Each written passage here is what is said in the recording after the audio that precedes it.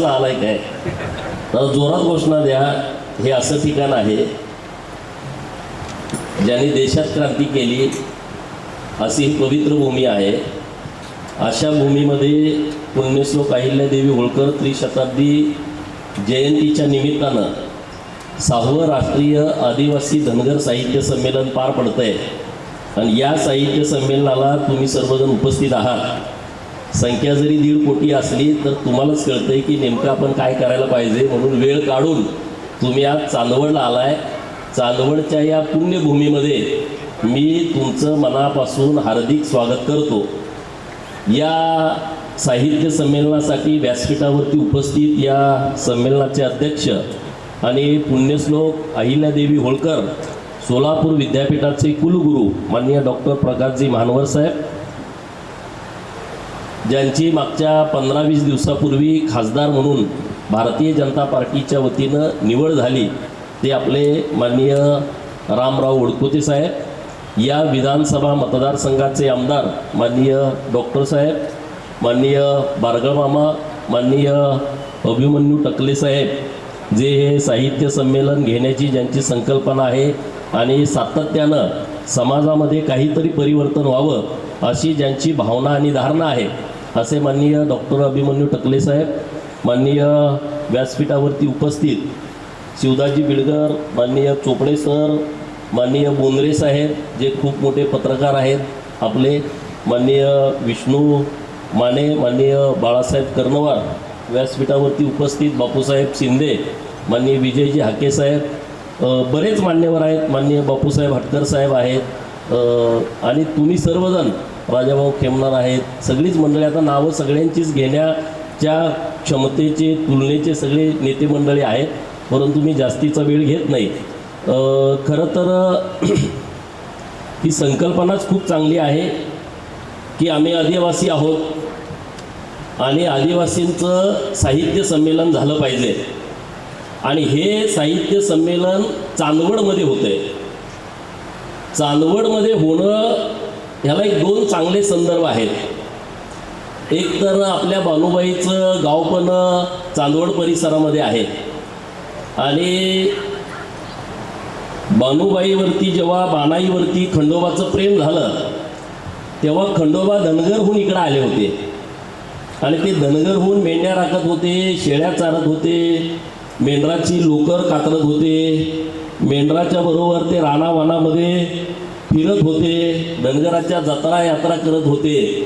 आणि मग धनगरांनी खंडोबाला जावाई म्हणून स्वीकारलं. ही बाणाईची पवित्र भूमी आहे. नंबर 1, खंडोबाची ख्याती लोकांना सांगण्यासाठी धनगरांनी ओव्या गायल्या. म्हणजे साहित्याची निर्मिती करण्याचं काम हे चांदवडमधून सुरू झालेलं आहे. म्हणून ही चांदवड आपल्या साहित्य संमेलनासाठी अत्यंत महत्त्वाची भूमी आहे. खंडोबाचं लग्न कसं झालं त्याच्या ओव्या गायची सुरुवात केली, त्या सगळीकडं सांगत हे आमचेच धनगर बांधव फिरलेले आहेत. म्हणजे चांदवडचे धनगर जेव्हा पंढरपूरला जातील तेव्हा आपलं श्रीरामाचं मंदिर आपल्या नाशिकमध्ये आहे. रामाची ख्याती ओवीतून त्यांनी पंढरपूरपर्यंत घेऊन गेलेले आहेत. पंढरपूरमधून पांडुरंगाची ख्याती घेऊन विदर्भात हेच आमचे धनगर बांधव गेलेले आहेत जे ओव्यातून सांगत आहेत.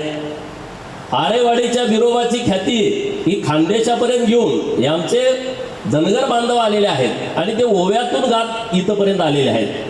हा झाला पहिला संदर्भ. दुसरं, चांदवड हे सुभेदार मल्हारराव होळकरांनी हे निर्माण केलेली उपराजधानी आहे. चांदवडचा हा रंगमहाल म्हणजे सुभेदार मल्हारराव होळकरांनी ज्या काही वास्तू बांधल्यात त्यामध्ये आता ज्या वास्तू जिवंत आहेत, ज्या वास्तूंची पडझड झाली नाही, त्या महाराष्ट्रामध्ये 2 वास्तू आहेत. म्हणजे आता या चांदवडचा रंगमहाल आहे, वापगावचा किल्ला आहे, पंढरपूरमध्ये पांडुरंगाच्या दर्शनासाठी जो होरकळवाडा अखंड हिंदुस्थानामधून जी लोक येतील ती वास्तू तिथं आहे. आपल्या नाशिकमध्ये नदी किनारी अहिल्याराम मंदिर, जिथं आता अहिल्यादेवींचा पूर्णाकृती पुतळा बसवायचा निर्णय आपल्या सरकारनं घेतलेला आहे, ही पण वास्तू आहे. असे अनेक वास्तू आहेत. तर या वास्तूला एक वेगळं महत्त्व आहे. म्हणजे अहिल्यादेवींना साहित्याची जाण होती. अहिल्यादेवींना शब्दाची ताकद काय हे माहीत होतं, कारण 50,000 सैन्य घेऊन येणारे राघोबा दादा हे अहिल्यादेवींनी फक्त शब्दावरती त्यांना परतावून पाठवलं होतं. म्हणजे अहिल्यादेवींना साहित्याची प्रचंड जाण होती. एखाद्या लोक विद्यापीठाच्या प्राध्यापकाला किंवा तिथल्या कुलगुरूला जेवढी भाषेचं ज्ञान नसेल, याच्यापेक्षा कैक पटीचं भाषेचं ज्ञान हे पुण्यश्लोक अहिल्यादेवी होळकरांना होतं. म्हणून आजचं साहित्य संमेलन जे चांदवडच्या रंगमहालमध्ये होतंय, या साहित्य संमेलनाला एक वेगळा अर्थ आहे, या साहित्य संमेलनाला वेगळं महत्त्व आहे. आणि म्हणून आपण जेवढे जण इथं आपण उपस्थित आहोत तेवढे जण आपण खरं तर भाग्यवान आहोत. चांदवडच्या रंगमहालामध्ये आपण इथं उपस्थित आहोत. याच वाटेवरून सुभेदार मल्हारराव होळकर या चांदवडच्या वाड्यामध्ये आले असतील. पुण्यश्लोक अहिल्यादेवी होळकर याच वाटेनं या महालामध्ये आले असतील. खंडेराव होळकर, तुकोजीराव होळकर, यशवंतराव होळकर सगळ्यांचं येणं जाणं या वाड्यामध्ये झालंय, त्यांचं राहणं इथं झालंय. होळकरांच्या घरातली अनेक लग्न सुद्धा या वाड्यात झालेली आहेत. म्हणजे आज जाताना आपण इथून प्रचंड ऊर्जा, प्रचंड शक्ती, प्रचंड ताकद इथून घेऊन जाणार आहे. ही माती कपाळाला लावूनच जायचं आहे, ही कडी नव्हे खालची उकरून. ही माती, ह्या मातीमध्ये प्रचंड शक्ती आहे. जशी चौंडीच्या अहिल्यादेवींच्या, मानकोजी शिंदेच्या वाड्यामध्ये प्रचंड ताकद आहे, चौंडी गावाच्या मातीमध्ये जेवढी ताकद आहे तशीच ताकद या चांदवडच्या वाड्यामध्ये आहे. मित्रांनो, साहित्य कधी निर्माण झालं, साहित्य लिहायला कधी लागले? इसवी सन पूर्व 2600 वर्षापूर्वी नोंदी आहे की हे साहित्याचा जन्म झाला, की त्याचं लिखाण सुरू झालं. परंतु मित्रांनो, आपलं जे साहित्य निर्माण करण्याची आपली जी पद्धत आहे किंवा आपण जे सुरू केलं ते इसवी सन पूर्व 10,000 वर्षापूर्वी पशुपालकांचा इतिहास आहे. पशुपालकांचा इतिहास हा 10,000 वर्षापूर्वीचा आहे. आमचं साहित्य मौखिक आहे, म्हणजे आमचं लिखाण केलं नाही. आज पण ओव्यांचं लिखाण केलं नाही. म्हणजे आमच्या धनगरांनी ज्या ओव्या गायला चालू केलं त्याचा इतिहास इसवी सन पूर्व 10,000 वर्षाचा आहे. म्हणजे साहित्य, तुमच्या मनातलं प्रत्येक स्वप्न पूर्ण करण्याची क्षमता तुमच्यामध्ये आहे, तुमच्यामध्ये ती ताकद आहे, तुम्ही ते करू शकता. अरे, सुभेदार मल्हारराव होळकर एका मेंढपाळाचा पोरगा, ज्याचा बाप राजा नव्हता. तो काळ होता राजाच्या पोटी, राणीच्या पोटीच राजा जन्माला यायचा. त्या काळामध्ये मेंढपाळाच्या पोटी एक पोरग जन्माला येतंय, त्यांच्या मामाकडं शिक्षण घेतंय. मामाचा वारस इथं बसले बघा, बारगळ मामा. सुभेदार मल्हारराव होळकरांसारख्या त्यांच्या मिशा आज पण आहेत. त्या मामांच्याकडं, त्यांचं गाव कुठं, होळमुरुम, सातारा जिल्ह्यामध्ये. त्यांचं गाव नंदुरबारमध्ये, तळोजा. आज त्यांची पण गडी आहे अशीच, म्हणजे ह्याच्यापेक्षा साईज छोटी आहे, पण त्या काळात बांधलेली गडी. आज पण त्या गडीत तेच मामा राहतात.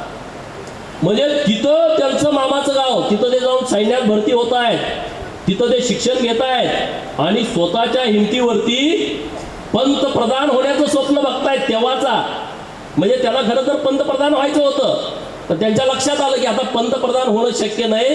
ते थोरले बाजीराव पेशव्यांच्या सोबत राहिले, सुभेदार झाले आणि एवढं मोठं साम्राज्य निर्माण केलं. अरे, आता आपल्याला तर गाड्या गोड्या आहेत, आपल्याला घर चांगलं आहे, किमान आपण आता तर संघर्ष करू शकतो ना. तुम्हाला काही घोड्यावर बसायचं नाही, तलवार हातामध्ये घ्यायची नाही. घोड्यावर तुम्ही लग्नात बसू शकत नाही, तुम्ही युद्धात काय बसणार आहे? तासभर पुण्यश्लोक देवीचं राष्ट्रीय स्मारक ज्या ठिकाणी देवीची पवित्र आत्म्याला अग्निदान दिलं गेलं त्या नर्मदेच्या किनारी, या ठिकाणी यांची सूचना खूप चांगली आहे. आणि तुम्ही 29 तारखेला या, तिथं मी जाणार आहे, तुम्हाला पण सगळ्यांनी यायचं आहे. तो एक कार्यक्रम माननीय मुख्यमंत्री महोदय घोषित करतील. मी आता त्या विषयावरती बोलत नाही, परंतु 15 तारखेच्या नंतर अहिल्यादेवींच्या जयंतीच्या निमित्तानं एक चांगला विषय देवाभाऊ आणि जलसंपदा खात्याचे मंत्री राधाकृष्ण विखे पाटील साहेब पत्र दिलंय. अजून एक करू आपण काय करायचं. काहीतरी निर्णय घ्यायचा आहे. यानंतर महत्वाचं पुढील बडोगत या कार्यक्रमाचे अर्थात साहित्य संमेलनाचे अध्यक्ष या धनगरांनी पुढे आणलेली भाषा आहे. म्हणजे रेकॉर्डवर कोण घेणार? माझे पत्रकार मित्र आहेत, हे रेकॉर्डवरती घ्या. आमची पोरं पण आता हुशार झालेत. आमच्या पोरांनी पण आता हे सगळे जे आमचे शब्द दऱ्यात खोऱ्यात मेंढ्यामाग जे सगळं आम्ही अनुभवलं आहे ते लिहिलं पाहिजे, ते पुस्तकामध्ये आलं पाहिजे. अरे आम्ही ज्या ओव्या गायल्या हे साहित्य निर्मितीचं अगोदर जे धनगर मेंढ्या पाळत होते, नुसतं तुम्ही धनगर म्हणून या विषयाकडे बघू नका. धनगरांचे प्रश्न, धनगरांचा आरक्षणाचा प्रश्न, याच्यापेक्षा पुढे जाण्याची आपल्याला आवश्यकता आहे. कारण पशुपालक जमात जी आहे अखंड हिंदुस्थानामध्ये, अखंड जगामध्ये, ह्याची मित्रांनो संख्या खूप आहे, प्रचंड संख्या आहे. या जगातला 50% भाग हा कुरण चराईसाठी, या जगातला 50% भाग हे जंगल आहे आणि तिथं हे सगळे पशुपालक समाज आहेत. आणि आपण आता या पशुपालकांनी साहित्याची रचना केली आहे. हा विषय पुढे आला पाहिजे, याच्यावरती लिखाण झालं पाहिजे. कारण या साहित्याचे निर्मातेच धनगर आहेत, दुसरं तिसरं चौथं पाचवं कुणी नाही. ही बाब हसून आपल्या सगळ्या लोकांनी पुढं आणण्याची गरज आहे आणि ते तुम्ही पुढं आणावं अशी माझी आजच्या साहित्य संमेलनामध्ये तुम्हा सर्वांना नम्रतेची विनंती आहे. मित्रांनो, 2026 हे वर्ष संयुक्त राष्ट्रांनी घोषित केलं आहे, हे जागतिक कुरण आणि पशुपालक वर्ष आहे. म्हणजे आता जगभर पशुपालकांचे मेळावे होतात. मेंढ्या चारणारे, गुरं चारणारे, शेळ्या चारणारे, उंट पाळणारे, जंगलामध्ये राहणारे, असे जेवढे भटके आहेत त्या सगळ्या भटक्यांचं हे जागतिक वर्ष साजरं करायचं हे संयुक्त राष्ट्रांनी ठरवलं आहे.